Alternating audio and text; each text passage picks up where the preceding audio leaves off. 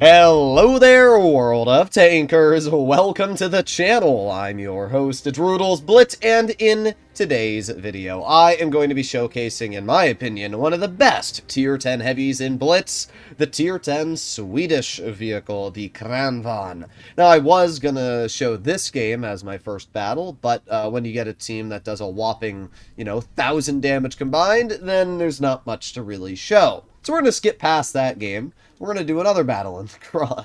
Wow. Turbo battles, guys. They are really good and fun for the game. So, the Kron. It's a vehicle that used to be known for poor damage per minute. However, that is no longer the case. The vehicle actually features 2,650 damage per minute, just running one large food, a fuel, and normal equipment and everything. Like, that's insane. You could increase the DPM to 2,800 if you really wanted to, but you'd have to drop calibrated shells, and you'd have to put on vents. You'd also have to take off mobility and put on a small food, which, in my opinion, is not really worth it, because this is a tank that doesn't really need the extra DPM. It's a vehicle that requires pen due to the level of gun depression and turret armor it features. You're going to be staring at heavily armored opponents frontally in the Kron. So what are we going to do here? Well, I am going to make my way to, well, let's see. What does the enemy team have? Sheridan T-22.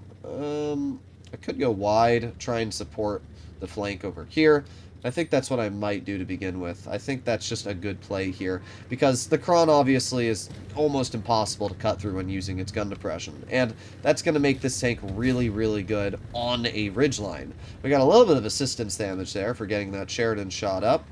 We can see the YAG and the VK-72 and all those tanks are moving over here, actually. You know what I'm going to do? I'm going to move over to my grill and try and support that as best as I can, because this is a bigger threat than what's going on the other flank. So yeah, I'm going to move over here. We have the VK-72 in front of me. We get one nice pen into him, and we back up. Of course, still slaps me. Is the YAG just, yeah, here we go. Here we go. Classic 40%er behavior here. Well, we got one shell into the YAG. We got 2 shells into the YAG. There you go. With the 410 damage per shot this vehicle does feature, it's not too hard to get shells out. We have the grill on the flank, and, well, we should be okay here. I'm just going to aim it on the side of the VK-72, get a 513 max roll, get a 408, and let's pray that our E3 gets the clearing shot into this player. Come on. Oh, no, the E3 did not help me there at all. Oh, boy, this is not ideal. Well, I do have the E5 over here, and I'm going to get the clear into the 183, because you know what? You know what, VK? Okay, well, my E3 just lost me 650 health, but it doesn't matter. If I was in a face hug, that VK would not have been able to shoot me, but the E3 pushed me out of it. However, it doesn't make a difference. We're going to win this game because it's already over. All that's left is the enemy grill, and that's it. So I'm just going to drive right over the ridgeline, and I'm going to aim it on the grill. We got a 386, and we got a 354. So this was actually a pretty good game. I ended up dealing over 3,000 damage, getting a win, and helping my team out. My grill got, unfortunately, YOLO there. To be honest, their team big time through that game. They YOLO'd instead of holding. At least if they'd held, it would have allowed, some of their teammates to try and make an impact. But when you instantly YOLO from the beginning of the game and deal 0 damage in a Yagbra, yeah, there it is, 44%. I mean, I don't even get mad when I see a low win rate player. It's more the fact how they play. That player threw his tank away for no reason and screwed their team when he could have just played a little passive, held. But this is why turbo battles happen, because you have people that don't have the patience to wait 10 seconds. They just YOLO, kill themselves, or kill somebody else. It's not good right now. However, the Kron did a fine job. You can see even in that game that only lasted about 2 minutes, I was still able to whip out about 3,000 damage. And it's a good example of where the damage per minute on this vehicle actually is pretty solid. So I'm going to ping for my team to go over here, because this is the way you should go. Now, you have the option of running Speed Boost on the Kron, or you can run Reticle Calibration. Reticle Cali allows you to hit more shots, but Speed Boost allows you to get into position faster. If the Kron was a faster tank and went like 40 kilometers per hour base, then I'd run Reticle Kelly on it. But the Kron is not a very fast tank, only going at 34 kilometers per hour. So you have to run Speed Boost to really make up for that. It's not the end of the world. I mean, the tank has a good power to weight ratio and it reverses really fast. It's just, it's not a fast tank, you know? That's the best way to think about it. So we have the enemy 5A in front of me here, and we're just going to drive over because the 5A shot and get 1 pen into his tank and 2 pens into his tank, and we're not going to dump the 3rd, but that's fine. We still got 2. Now, you always have to decide whether it's worth it to dump your shells in this vehicle or not. For me, I think it's better to not dump your shells unless you really, really want to. Now, like aiming on this mouse, I could dump it, but we have pretty similar damage per minute to this mouse if we shoot on single shot. So the best way for me to play here is to just wait a little bit longer for my my 3rd shell to come back, which will be here in 4 seconds, and then we can start aiming it on this mouse turret. So let's do that right now. We have the Kron on the Y, but I'm going to ignore that Kron. Okay, well, unless he just pokes out in the open. What are we doing here, bruh? What are we doing here? I'll shoot you twice, honestly. Shooting twice is fine with me, especially on autoloaders. You need to punish autoloaders, and yeah, that guy needed to get punished for that. Okay, so let's reload again here. Type 71 bounces the mouse. We have 5 more seconds, then we'll have our shell ready. 4, 3, 2, 1, and now we can start aiming it on the enemy mouse. Let's aim right in on that turret cheek. There you go, 360, and we reload again. We got 4 more seconds, and we'll have another shell. We do have a Sheridan on my rear, but not much I can do about that. And he's actually doing a decent job at angling, but nothing that I can't handle. We get our 2nd shell into the enemy mouse. You can see this 2,600 DPM actually being pretty effective here now. And there you go.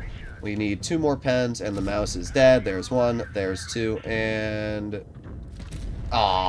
unfortunate. Can our type pen 1 shot on this guy, though? I mean, I know I bounced that one, but it really isn't that challenging to hit a shot, bro. Especially with your 360 millimeters of premium pen. There you go. Alright, so what do we have going on? Well, I have the Sheridan on my side, and I am going to make my way right to that enemy Sheridan, and we're going to see if I can... Oh, okay, well, we got the Rhino here. We got 1 pen into the Rhino. I'm going to back up with Speed Boost, and... Oh, we also have the 121 in front of me. That's not necessarily very good. Oh, and we got the Kron over here as well. Okay, well, I'm going to aim it on the 121. We're going to get a shell into his tank. And then we just back on up like this, and the Rhino really can't hit me. Problem is, I have no support. I'm the only one holding this right now, so that's not very good. I'm just going to aim it on the Rhino, and let's just see if I can... There you go. 1 shell into his lower plate, and I'm just going to stop him from being able to shoot me in the lower plate, back him off the hill, just like that. Beautiful. Yeah, great job. You know, that was a fantastic play, bro. You're getting me good. What will I ever do? Woohoo! And we load a gold shell, pen him through the turret. He's dead. All that's left is the Sheridan, who is trying to aim it on my side, who I don't really care about. What are you going to do, Sheridan? What are you going to do? I don't think you know what you're going to do. Well, we're just going to drive right over to the Sheridan, and we're going to get 1 pen into his vehicle there, 396. We're going to push down. We're going to get another pen in, 362. Type 71 pens him. We did 6,000 damage this game, guys. I mean, this is what I mean by the Kron is just such a good heavy. It really is just the best tier 10 like in the game right now, and we even get an easy shot into the Sheridan, clearing him because we're an auto reloader. So there you go. I mean, that's the Kron. We single-handedly took advantage of everything in front of me. Sure, is the heat pen not as good as it used to be? It used to be 370 mils of heat, now it's 350. Is it not as good? Yeah. Did I still have plenty to cut through the enemy mouse turret? Yeah.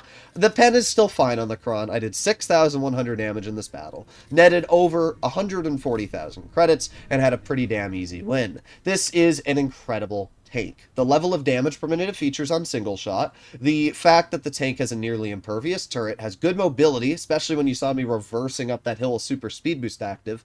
The Kron really is just an insane tank. If you want a vehicle that is going to dominate as long as you understand how to drive it to a hull down position and hold, this is the tank to go for. It really is just an insane vehicle. And I mean, you can see the games I play, both are really good. The Kron just is a beast. So hopefully you enjoyed today's video, and if you'd like to see more like it, please consider smashing that subscribe button. I'll see you all in the next one. Bye-bye!